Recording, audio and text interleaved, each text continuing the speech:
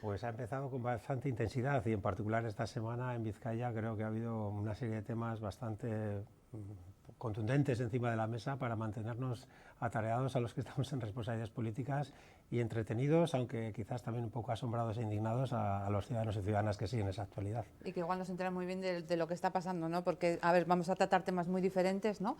Pero en todos, no sé, hay como mucha tensión, A ¿no? veces, sinceramente, es difícil seguirle el ritmo a los acontecimientos y aquellos que tenemos que hablar con conocimiento de causa, pues nos cuesta porque cada día van surgiendo como champiñones nuevas informaciones sobre temas distintos y bueno, es verdad que el ritmo está siendo un poco trepidante en estos últimos días. Bueno, uno de los temas que se ha sacado ya en las últimas horas y que además creo que desveló EH Bildu es el tema de las vacunas, ¿no? Estamos escuchando al consejero decir y reconocer que se han dado vacunas que estaban caducadas, ¿no?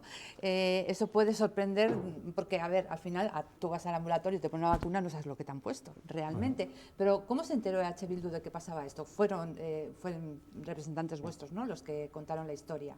Sí, y es curioso que ante esa denuncia pública de Euskal Herria Bildu la actitud del consejero haya sido criticar al mensajero, ¿no? Criticar a quien ha hecho pública una información que debería ser de conocimiento público y creemos además que deberían haber sido otras instancias las que lo hubieran comunicado a la opinión pública, en particular el propio consejero, ¿no? Todo lo que está pasando en torno a esta crisis de las vacunas caducadas nos preocupa, como está preocupada creo el conjunto de la ciudadanía, primero porque pasen este tipo de cosas, ¿no? Que de momento se estima que no van a causar un perjuicio a la salud, pero realmente nos angustia pensar que con cuestiones tan importantes se actúe de esta manera. Quizás en otras circunstancias sí que se podía haber dado un caso que pusiera en peligro la salud de las personas y en todo caso este tipo de vacunación con dosis caducadas es absolutamente inadecuado, ¿no? Pero también nos preocupa la gestión que está haciendo la consejería de toda esta cuestión. Como te decía anteriormente, es preocupante que ataque a Euskal Herria Bildu y que incluso nos acuse de revelar conversaciones privadas cuando la secuencia de acontecimientos no es esa. Euskal Herria Bildu tuvo conocimiento a través de fuentes de diferentes ambulatorios de que esto se estaba produciendo. Una vez recibida la primera denuncia en EH Bildu, contrastamos con fuentes que tenemos en las diferentes organizaciones sanitarias y corroboramos por varias de esas vías que efectivamente se estaban inoculando dosis de vacuna caducadas. Y es cuando teníamos esa certeza y antes de hacerlo público, cuando nos ponemos nosotros en contacto con el consejero, no el consejero con nosotros, para pedir que nos corroborara esta información, porque evidentemente no se puede ser frívolo a la hora de poner en conocimiento de la opinión pública una cosa tan seria. Y una vez que el consejero efectivamente ratifica que eso había sucedido y que tenían constancia de ello, registramos una serie de preguntas parlamentarias para que se aclaren las circunstancias. Ni filtramos a los medios antes de tener la certeza, ni dimos una rueda de prensa intentando buscar una escandalera, sino que realmente creo que ocurrimos con nuestra responsabilidad una vez conocido un caso que es de trascendencia ante la opinión pública, cerciorarnos de la veracidad del mismo y luego actuar a través de los canales parlamentarios. Lo que nos preocupa, como decíamos, es si el propio consejero tiene capacidad de gestionar esta situación. Primero, por no asumir de una forma autocrítica y más honesta el error de su propio departamento y, en segundo lugar, por todo este baile de informaciones que estamos recibiendo un poco con cuentagotas en la cual nos da la impresión de que o bien se les está yendo de las manos la gestión del asunto o tiene mucho más alcance y más profundidad de la que inicialmente se pensaba, porque son ya varias las modalidades de vacunas que parecen estar afectadas. Hasta 3, ¿no?, al momento, ¿no? Sí, entonces en ese momento nosotros entendemos que la consejería debe actuar con mayor honestidad, con mayor transparencia, con mayor claridad y nos queda la duda, que ya lo hemos manifestado en otras ocasiones, y es que se hubiera trasladado a la opinión pública esta realidad, motu propio por parte de la consejería, si Euskal Herria Bildu no la hubiera detectado y la hubiera denunciado, pues mucho nos tememos que o no se hubiera hecho o se hubiera hecho más tarde, porque la gestión inicial de la consejería fue oscurantista. O sea que lo que más criticáis no es el hecho de, me imagino que ya se estaría trabajando porque se sabía, sino que no lo hubiesen informado, ¿no? Son varias cuestiones. Primero, que los hechos se hayan producido, porque estamos hablando de medicamentos, estamos hablando de cuestiones muy serias, cosas que entran dentro de nuestro cuerpo y que en este caso, como decía, afortunadamente parece ser que no va a tener consecuencias negativas sobre la salud de las personas afectadas, pero si se hubiera tratado algún otro tipo de sustancia, pues quizás sí, ¿no? Y entonces nos alarma, como a todo el mundo, que una institución tan seria y con tantos recursos como Osakidetza se den este tipo de circunstancias, ¿no? Y por tanto, lo primero que nos afecta y nos alarma, como a todo el mundo, es el hecho en sí. Y en segundo lugar, también es preocupante la gestión política del asunto, en el cual no se ha ofrecido la información con una iniciativa propia, se ha ido a remolque de una denuncia de Euskal Herria Bildu, que ha sido, creo, muy respetuosa, y hemos cumplido con nuestra responsabilidad, porque lo que no podemos hacer es,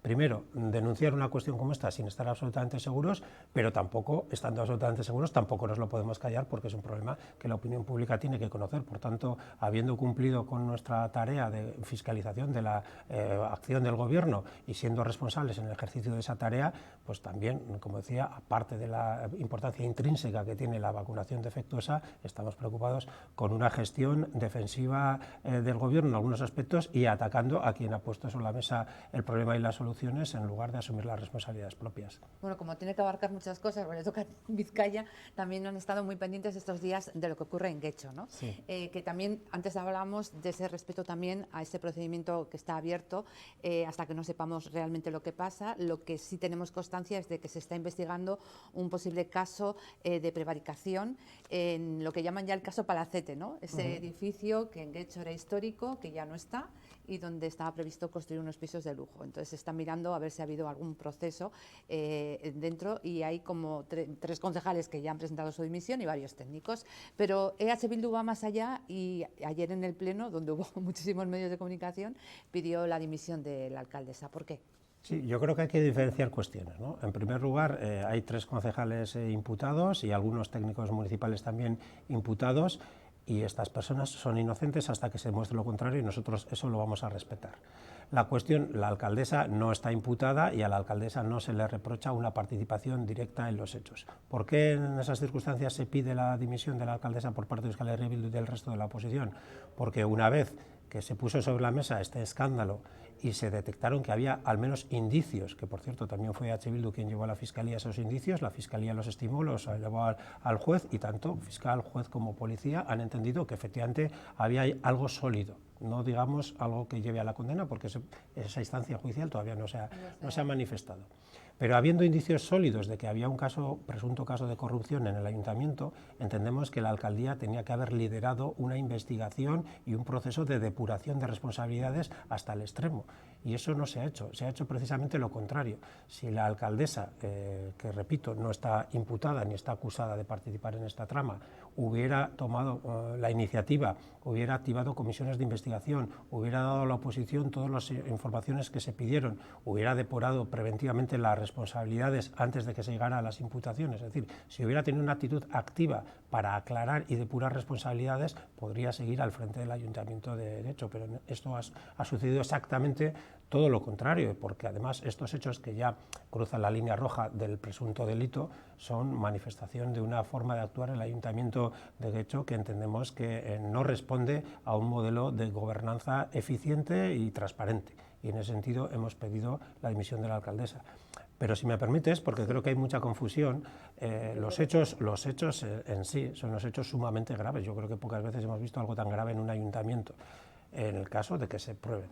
Las acusaciones lo que están defendiendo es la tesis de que existía una trama organizada por parte de estos 3 concejales en connivencia con algunos técnicos del ayuntamiento para agilizar la concesión de licencias para la edificación de estas urbanizaciones de lujo, y además para, de forma premeditada, derribar un edificio históricamente protegido al objeto de, primero, hacer la edificación de la urbanización y, segundo, ahorrarse al menos 700.000 euros que hubiera supuesto edificar manteniendo la estructura del edificio anterior. Es decir, aquí hay una serie de hechos gravísimos que, como decía, todavía no están probados en instancia judicial, pero que de probarse serían una auténtica trama de corrupción buscando el lucro privado en un negocio urbanístico y torciendo, retorciendo e incumpliendo la legalidad vigente para ello. Por tanto, estamos ante unos hechos presuntamente de suma gravedad. La alcaldesa ha dicho que no va a dimitir.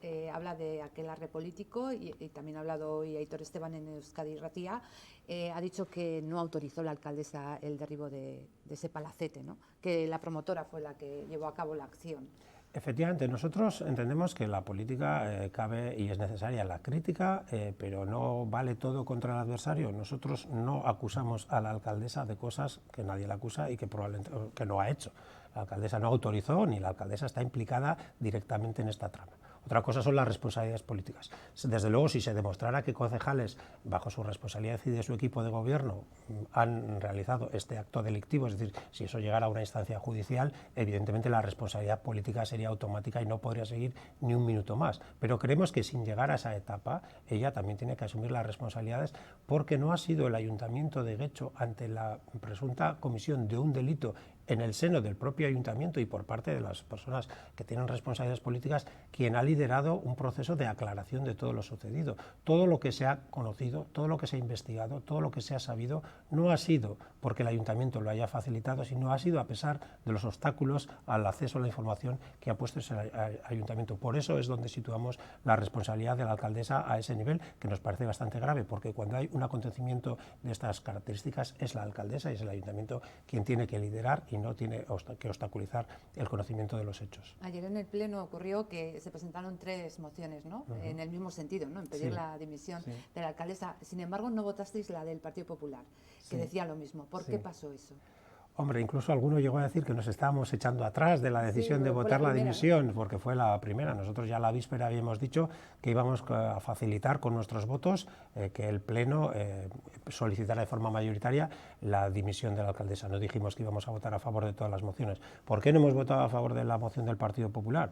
Pues porque ir de la mano del Partido Popular en la lucha contra la corrupción, no sé, es como, no voy a poner ninguna metáfora así un poco contundente, pero la verdad es que no es el socio ni el compañero de viaje más idóneo en la lucha de la corrupción. El Partido Popular es un partido profundamente corrupto, que tiene decenas, incluso centenares de casos de corrupción en sus filas en el conjunto del Estado, y no es un aliado válido para luchar contra la corrupción. Además, cuando es un partido que se está alineando con un bloque reaccionario que va de la mano de Vox y que quieren implantar un régimen de retroceso de derechos y libertades en el conjunto del Estado, que como vascos y vascas nos afectaría de forma muy directa, pues entendemos que es un compañero de viaje bastante poco deseable. Entendemos que el PNV está pactando con ellos, ha pactado en Durango, ha pactado en Gasteiz, ha pactado en Guipúzcoa, pero desde luego Euskal Herria Bildu no va a pactar de forma premeditada. Otra cosa es coincidir en el sentido del voto, que pasa a todos los partidos con todos los partidos. A veces hay coincidencias, pero desde luego no pacto ni acuerdo, y menos en la lucha contra la corrupción. O sea, que visteis, ¿cómo voy a juntar yo al Partido Popular? Que veis que también tienen casos podría, de corrupción. exactamente, es decir, ¿qué legitimidad tiene el Partido Popular para denunciar la corrupción? Cada vez que les escucho en alguna institución acusar de corruptos a los demás, es que me entra un poco la risa floja, porque es que es un partido que ha tenido tramas muy profundas, todavía tiene pendientes muchos juicios, y ha sido un partido que estructuralmente ha estado vinculado a numerosos casos de corrupción, y como decía, es un partido además que en estos momentos de forma cada vez más explícita está aliado con la extrema derecha, porque las diferencias son cada vez menores y que tienen un proyecto absolutamente regresivo en cuanto a derechos para nuestro país. Es decir, podremos coincidir en el sentido de una votación, como de hecho al final se coincidió, pero no mediante una connivencia y, como decía, y menos en esta cuestión. Bueno, hablabas de oscurantismo en cuanto a información, pero no es un caso aislado, ¿no? Creo que en más ocasiones habéis denunciado que en el Ayuntamiento de Guecho no se os daba información de cosas que pedíais, ¿no? O sea, como que es una línea que denunciáis, que seguíais. Efectivamente, nosotros ahí es donde situamos las responsabilidades de la alcaldía, no en un acto puntual, sino en un obstruccionismo sistemático, además de otro tipo de cuestiones. Por ejemplo, mira, ahora que lo dices, nos han acusado en algunos sectores de haber coincidido en el voto con el PP, ¿no? Bueno, el Ayuntamiento de Guecho, el Partido Nacionalista Vasco y el Partido Socialista que gobiernan han acordado elementos fundamentales de la política municipal, incluyendo el Plan General de Ordenación Urbana, con el propio Partido Popular. Ahí sí que ha habido pacto. Pero bueno, eso podría entrar dentro de la crítica política. Lo que, como decíamos, trasvasa la línea de lo aceptable es el obstruccionismo hacia la clarificación de los acontecimientos gravísimos que presuntamente han sucedido en el Ayuntamiento de Guecho. Bueno, y aquí ahora os dicen que cómo pedís la dimisión de la alcaldesa cuando ahora mismo hay otro caso que es el de Zaldívar, donde se ha imputado a una persona que fue alcaldesa y que es de vuestro partido, ¿no?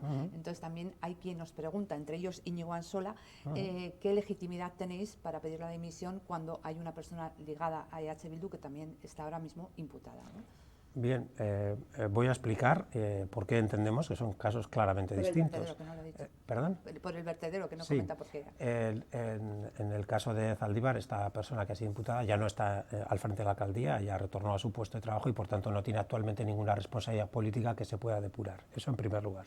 En segundo lugar, con respecto a lo que acabamos de mencionar, claridad, información, transparencia con respecto a acusaciones, ¿no? En este caso ha habido una imputación a la antigua alcaldesa, también a varios técnicos municipales con respecto a la cuestión del vertedero.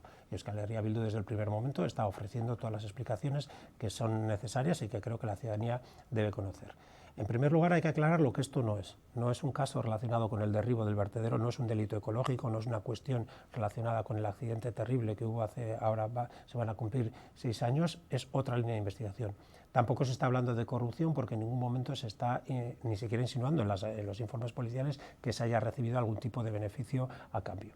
Lo que ha pasado es que el vertedero estaba operando en una superficie mayor de la que tenía concedida.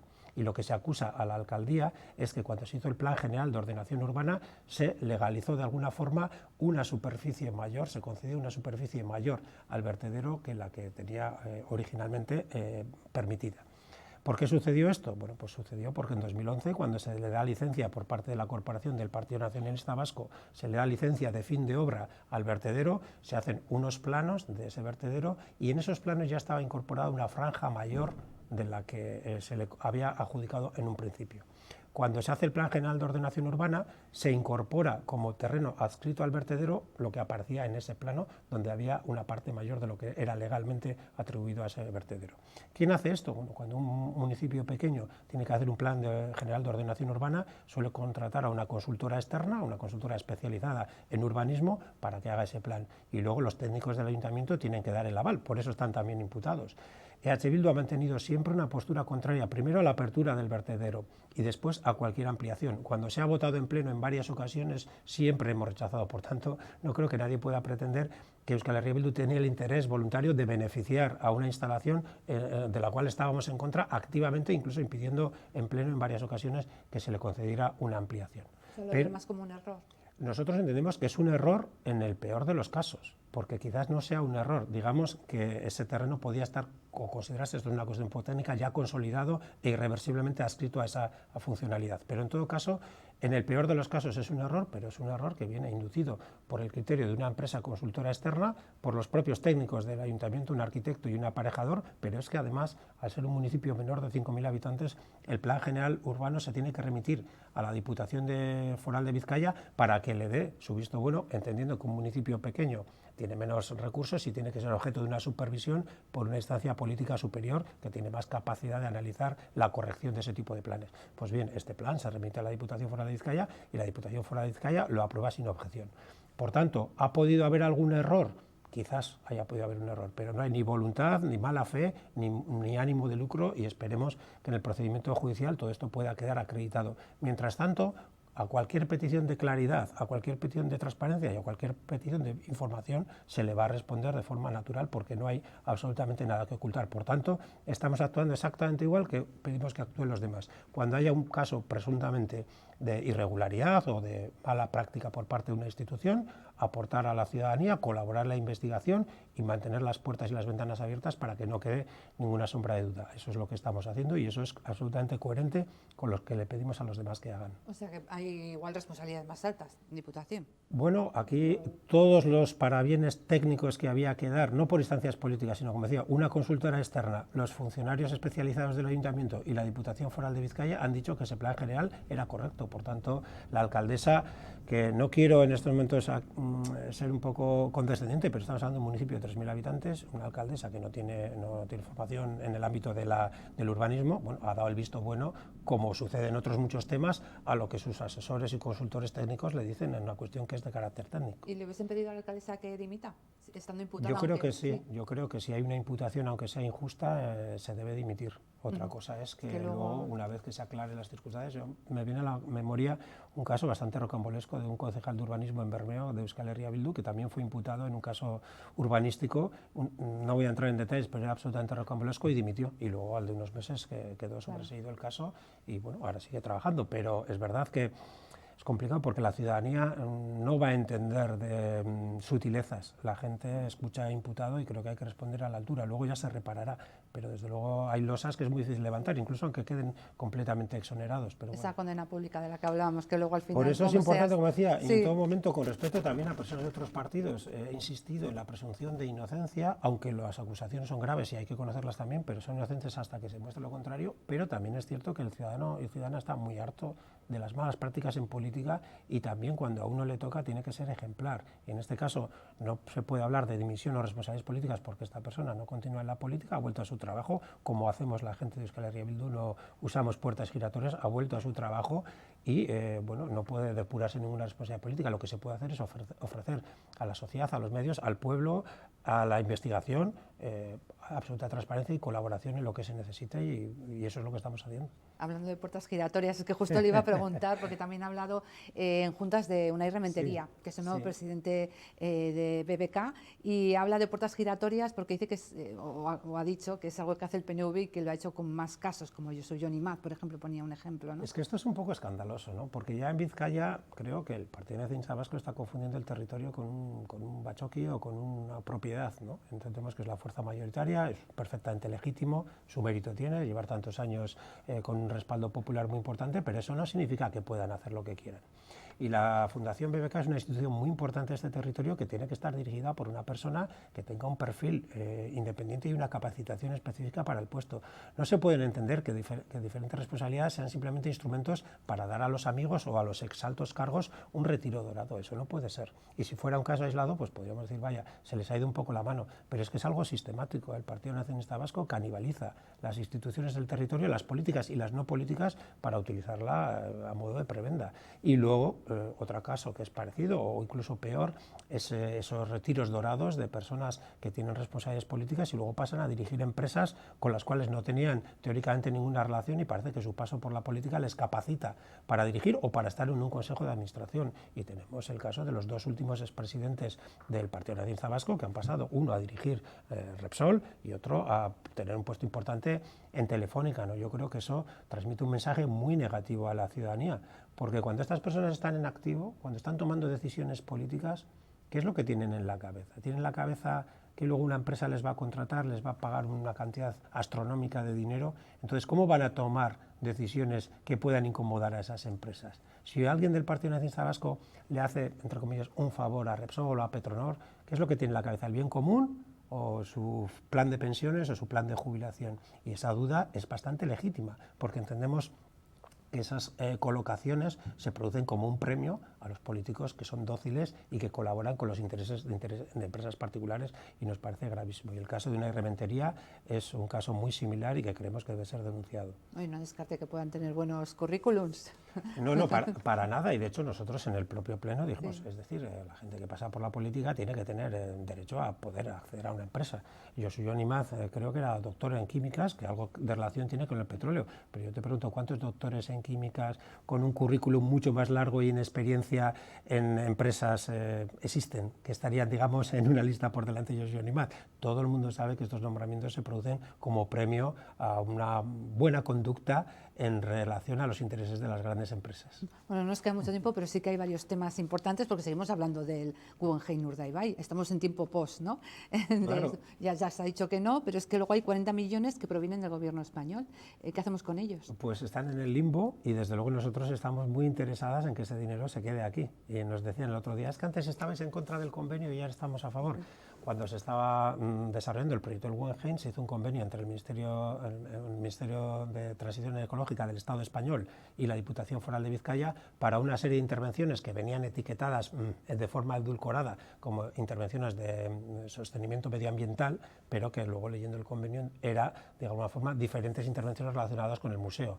La sede de Guernica, la sede de Murueta, había que derribar los edificios que estaban allí, descontaminarlos, hacer una serie de pasarelas que lo conectaran, es decir, eran una parte con la etiqueta medioambiental, pero completa y directamente relacionada con la ejecución del proyecto del museo. Y específicamente se vinculaban esos 40 millones con el desarrollo del proyecto. Claro, ahora que no hay museo, ¿qué pasa con el dinero? El dinero ya nos lo han dado, está en la caja de la Diputación de Vizcaya y ahora puede que haya que devolverlo, ¿no? Entonces nosotros estamos peleando, y inicialmente la Diputación también se ha comprometido en esa dirección, a pelear para que efectivamente venga o se quede ese dinero y se invierta no ya en dar cobertura a un proyecto de museo que no tenía ni pies ni cabeza, sino en realmente hacer frente a las necesidades medioambientales que tiene la comarca, precisamente con el traslado del astillero que está en el corazón de la reserva de la biosfera, el traslado para que se puedan mantener los puestos de trabajo, pero en otro lugar, y otras intervenciones en la Vega de Guernica o en la mejora del saneamiento de las aguas en la zona, que son urgentes, ¿no? Entonces, claro, ese dinero tendrá tiene una fin. caducidad y tiene que estar ligado a cuestiones medioambientales, pero vale. relacionadas con el museo. Entonces ahora hay que hacer digamos, un encaje de bolillos político para que si hay voluntad, y creemos que puede haberla por las partes, que es el Ministerio de Transición Ecológica, la Diputación Foral de Vizcaya, y nosotros vamos a llevar a Juntas Generales una propuesta para defender esa reasignación de los fondos, porque entendemos que Vizcaya, independientemente de que sea un poco oscuro, es el origen de que esos 40 millones hubieran estado asociados a un museo que era un proyecto desastroso, pero ya que están aquí vamos a usarlos bien y vamos a evitar que se devuelvan, y desde luego ahí estará Euskal Herria Bildu trabajando porque eso sea así. Bueno, estamos muy cerquita de la variante de Recalde, que no sé qué le pareció escuchar que va a haber un nuevo retraso, esta vez de 2 años, no será en el 2032, sino en el 2034, cuando se finalice esa obra, que es petición de mucha gente del barrio y que lleva ya décadas, ¿no?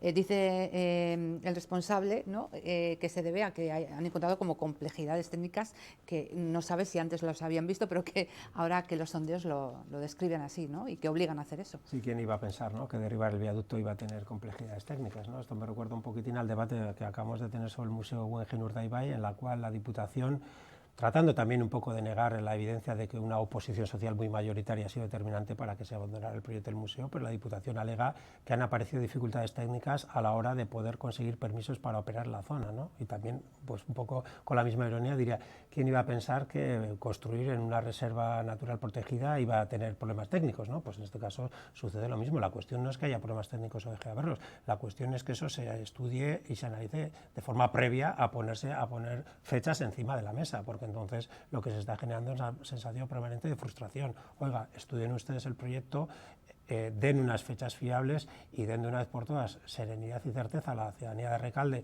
que bastante castigada está con este tema, con los atrasos en el metro, con la marginación histórica que tiene este barrio con respecto al resto de Bilbao. Pues no jueguen con sus sentimientos y sus ilusiones, porque yo creo que hay mucha gente que sueña con ver este barrio conectado por metro a Bilbao y sin viaductos, un barrio, no voy a decir, barrio normal, un barrio sin esas hándicaps tan importantes que ha tenido históricamente, ¿no? Y por tanto no nos parece serio ni riguroso, porque no es la primera vez que se da una fecha y luego se pospone, que a estas alturas todavía estemos jugando con esa falta de rigor en los plazos de culminación de un proyecto ansiado, deseado y necesitado por todo este barrio, ¿no? Bueno, vamos a terminar ya hablando de vivienda, porque además es una iniciativa que han presentado a nivel municipal y que ha salido adelante. Es zona tensionada, Bilbao una de las zonas, ¿no? ¿Qué significa? Que podemos establecer, por ejemplo, los alquileres, porque ahora vamos a mirar alquileres y como dices, madre mía, se lleva ya mi presupuesto del año.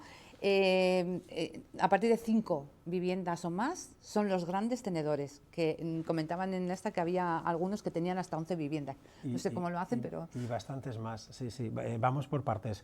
Hay gente que está diciendo los precios de la vivienda y el alquiler están subiendo, la ley de vivienda no está funcionando. No, es que la ley de vivienda no se está aplicando, porque la ley de vivienda, entre otras cosas, requería que la Diputación de Vizcaya tuviera unos datos sobre los precios de alquiler zonificados que todavía no ha ofrecido.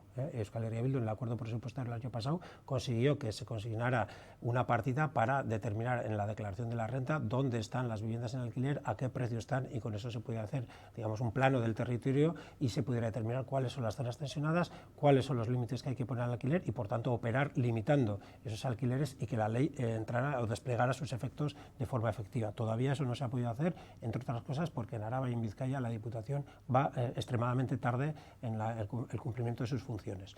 En Nafarroa acabamos de conocer que han bajado un 8% los precios del alquiler en las zonas tensionadas, porque ahí sí fueron rápidos. Parece que a las instituciones navarras les interesaba más darse prisa que a las vizcaínas, controladas por el Partido Nacionalista Vasco, que estaba en contra de esta ley de vivienda, por supuesto. ¿Qué es lo que ha pasado en Bilbao? Bueno, una de las partes o las disposiciones de la ley de vivienda a la que hacía referencia habla de, digamos, poner condiciones más difíciles para los grandes tenedores de vivienda. Nosotros estamos a favor de la gente que pone viviendas en alquiler, porque da la impresión de que estamos en contra, ¿no? Nosotros queremos que haya un mercado de alquiler que la gente pueda alquilar viviendas y para eso las personas que tienen viviendas desocupadas las tienen que ofrecer. Estamos a favor de que eso suceda, ¿no? Lo que es cierto que también estamos a favor de que se limiten los precios para que no sea un abuso y para que la gente pueda acceder a esas viviendas. Y esas limitaciones serán más estrictas con aquellos considerados grandes tenedores.